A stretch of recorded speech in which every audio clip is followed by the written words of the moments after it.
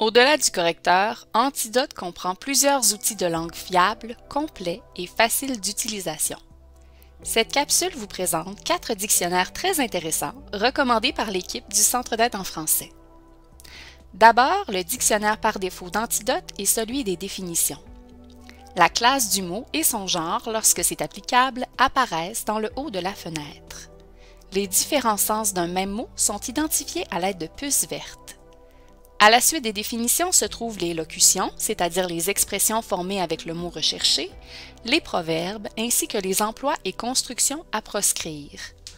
On peut d'ailleurs cliquer au bas de la fenêtre pour accéder rapidement à ces sections. La colonne de droite apporte des précisions sur le mot recherché. Vous y retrouverez par exemple les flexions des mots, c'est-à-dire leurs variations au masculin, au féminin, au singulier ou au pluriel, des remarques à propos de difficultés particulières avec le mot recherché ou en lien avec les rectifications de l'orthographe. C'est donc une section très utile à consulter quand vous recherchez un mot afin d'éviter les pièges. Passons maintenant au dictionnaire des synonymes. Le dictionnaire des synonymes est un allié essentiel pour varier son vocabulaire. Les synonymes pertinents sont divisés selon le sens du mot recherché. Il est possible de lire la définition de chaque synonyme dans la colonne de droite en cliquant sur un mot ou un autre. Pas besoin de retourner au dictionnaire des définitions, tout est là pour vous aider à choisir le bon terme. Le troisième dictionnaire proposé, est sans doute le plus intriguant, est celui des co-occurrences. Les co-occurrences, ce sont les combinaisons de mots. Ce dictionnaire vous présente donc les mots qui sont le plus souvent associés à celui que vous avez recherché. Ils sont divisés selon la fonction, c'est-à-dire le rôle qu'occupe le mot dans votre phrase.